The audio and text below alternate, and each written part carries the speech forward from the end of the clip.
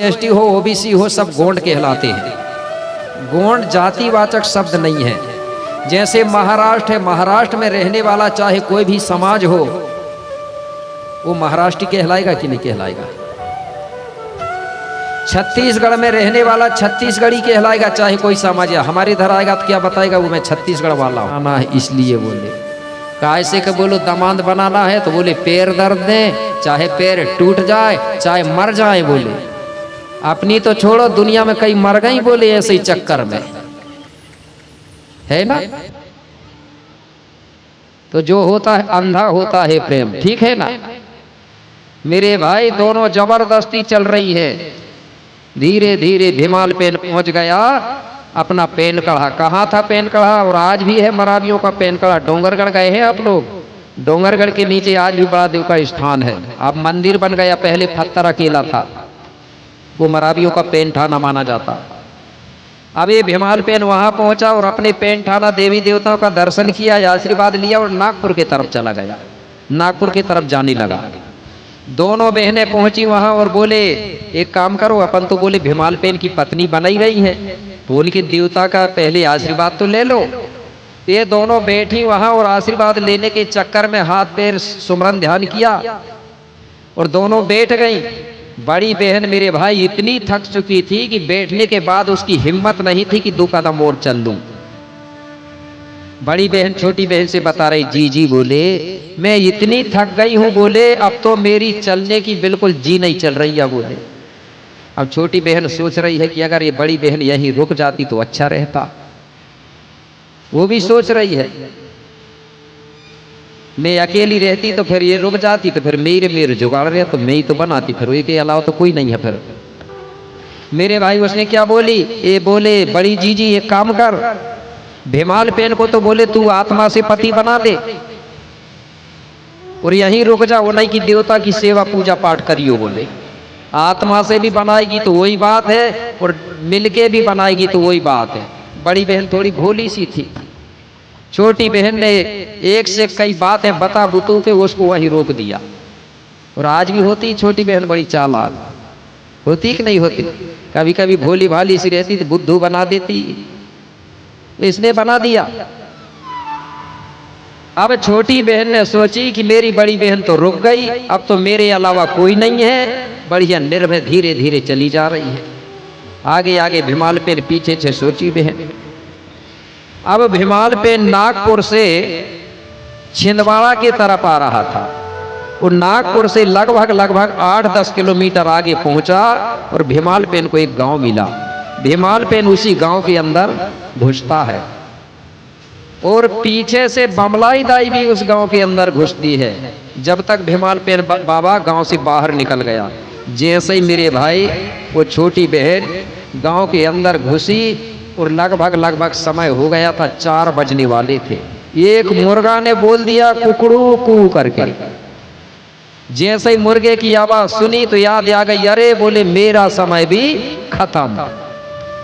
अपनी बड़ी बहन को याद करने लगी, बोले मैंने बड़ी दीदी को धोखा दे के आई और मैं भी धोखा खा गई, अब तो दोनों बहनें धोखा खा गई। पछताने लगी मेरे भाई, वहीं रुक गई। तो वो समलाई दाई जिस गांव में रुकी उस गांव को कोराड़ी गांव के नाम से जाना जाता है। बहुत से लोगों ने देखे होंगे, देखे हैं गांव है आज कोराड़ी। तो समलाई को कोराड़ी दाई के नाम से लोग बोलते थे, कोराड़ी दाई। बाद में चल के उसी कोराड़ी दाई का नाम बदल के आज वहां लक्ष्मी के नाम से मनवाया जा रहा, परिवर्तन कर दिया। लक्ष्मी जी बता रहे हैं कोराड़ी नाम क्यों पड़ा गांव का। जो मुर्गा की आवाज होती है ना, कोराड़ी का जो मतलब होता है, कोराड़ी शब्द गोंडी में है। एक कोई जानती है ना गोंडी भाषा, यहाँ एक बार हाथ उठा दो। कोराड़ी का मतलब होता है मुर्गे की आवाज, होता है ना, उसी मुर्गे की आवाज से उस गांव का नाम पड़ा है कोराड़ी। और जो समलाई दाई है, आगे चल करके समलाई दाई वो फड़ापेन स्थान की पूजा पाठ करती थी। मराबी लोग जब भी आते थे तो वो वहां की पुजारन बनी, तो मराबी लोगों को वो पूजा करवाती थी। धीरे धीरे समय बीतते गया, बमलाई दाई की उम्र हुई तो वो खत्म हो गई। जब खत्म हो गई तो मराबी लोगों ने वही बमलाई दाई को वहीं पर दफना के और उसको देव बना दिया। बनाते हैं ना आज भी गोंड मरने के बाद देव। तो उसको दफनाने के बाद उसको देव में मिला दिया गया। तब से उसको बोलने लगे थे दाई। तो वही बमलाई दाई को मानते थे कौन? मरावी लोग। जब भी वो मनोकामनाएं रखते थे तो बमलाई दाई उनकी मनोकामना को पूरी करती थी। मरावी लोगों ने दूसरे गोत्र वालों को भी बता दिए, बोले हमारी बमलाई दाई बोले मनोकामनाएं पूरी करती है, बोले मनोकामनाएं होते। दूसरे गोत्र के भी जाने लगे। धीरे धीरे सभी को पता चलते गया कि वो देवी है जहाँ मिन्नतें पूरी होती हैं। धीरे धीरे बहुत बड़ा विस्तार हो गया।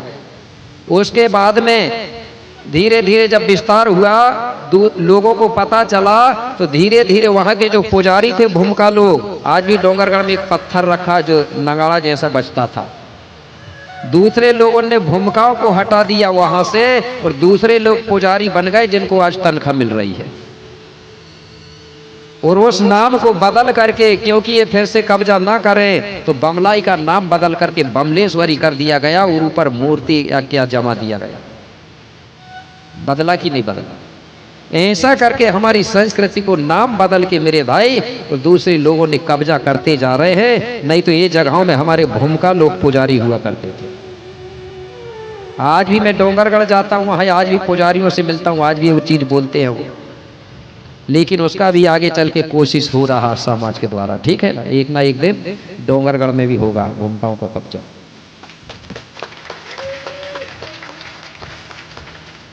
तो इस प्रकार से वो बमलाई को बमलेश्वरी बनाया गया और समलाई दाई को पुराणी कहा गया। तो मेरे भाई, और जो भीमालपेन बाबा है वो आगे निकल गया और गांव-गांव में संगठन बना के समिति चला रहा है। तो कैसे क्या कर रहा है, क्या चला रहा है, वो बात आज बताने में असंभव लग रहा है, ठीक है ना, क्योंकि 5:30 ऐसे ही बज गए। तो मैं आपको एक गीत बता देता हूँ अंतिम में कि जो मुर्गा है उसको बताया जाता था दांतिक में, वो आज भी हमारे गोंड लोगों को जगाता रहा है। उसकी एक दांतिक कहानी थी, कहानी नहीं बता रहा हूँ, ठीक है ना। तो वो मुर्गा आज भी हमारे गोंडवाना के लोगों को जगा रहा है, क्योंकि मुर्गा ये अच्छे से जानता है। क्या जानता है? कि गोंडवाना में रहने वाला चाहे SC हो, ST हो, OBC हो, सब गोंड कहलाते हैं। गोंड जातिवाचक शब्द नहीं है। जैसे महाराष्ट्र है, महाराष्ट्र में रहने वाला चाहे कोई भी समाज हो, वो महाराष्ट्री कहलाएगा कि नहीं कहलाएगा। छत्तीसगढ़ में रहने वाला छत्तीसगढ़ी कहलाएगा चाहे कोई समाज। या हमारे इधर आएगा तो क्या बताएगा वो मैं छत्तीसगढ़ वाला हूँ, बोलेगा कि नहीं। महाराष्ट्र वाला कोई भी समाज आएगा तो क्या बोलेगा, मैं महाराष्ट्र वाला हूँ। बंगाल का आदमी बोलेगा मैं बंगाली हूँ, बंगाल का हूँ।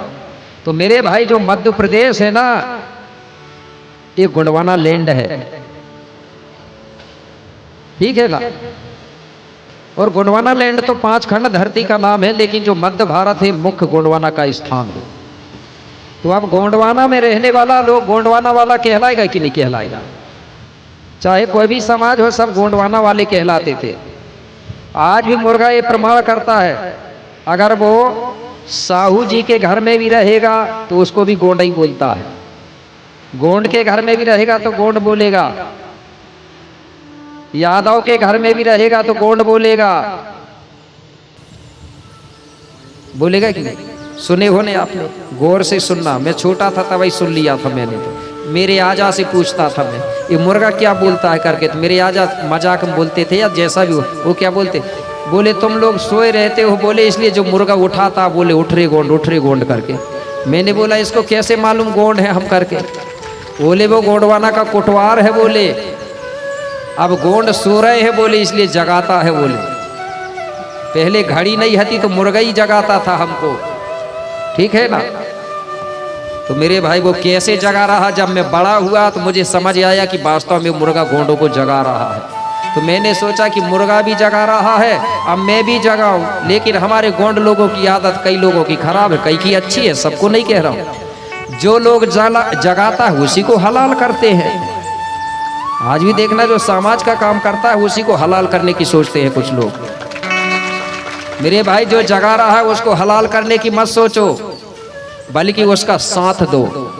साथ नहीं दे सकते हो अपना शरीर से तो धन दे के सहयोग करो, ठीक है ना। कुछ ड्यूटी वाले नौकरी वाले लोग हमारे नहीं आ सकते, तो हमारा जो कार्यक्रम होता है वहां अपना धन दे दो, तो धन से सहयोग कर दो। धन नहीं दे सकते हो तो आके अपना तन से सहयोग कर दो। और ये कुछ नहीं कर सकते हो तो चुपचाप बैठो, लेकिन हलाल मत करो, ठीक है ना। कुछ लोग है ना चुपचाप बैठे हैं फिर भी समाज को जगाने वालों को तोड़ने का काम करते हैं। इसी प्रकार के विभीषण लोगों ने ही मेरे भाई पूरा राजपाट को नष्ट करवाया है और पूरा धर्म को मिटवाया है। आज आपको बता रहा हूं, ये गोंडी धर्म की बात बता रहा हूं। कुछ लोग क्या करते हैं बाद में, अरे बोले वो क्या बताएगा, वो ऐसा करेंगे वैसा करेंगे, फिर दूसरे धर्म में ढाल देते हैं हमारे लोगों को। हमारे लोगों में मजबूती ही नहीं आ पा रही है। तो मुर्गा क्या कह रहा है वो बात बता रहा हूं। अब मेरी तो छोड़ो, मुर्गा भी जगा रहे हैं क्या। वो कह रहा है, ये अंतिम गीत है आज का, ठीक है ना। जिसको नाचना है तो नाच लेना। उठ रे गोंडो, उठ गए गोंड।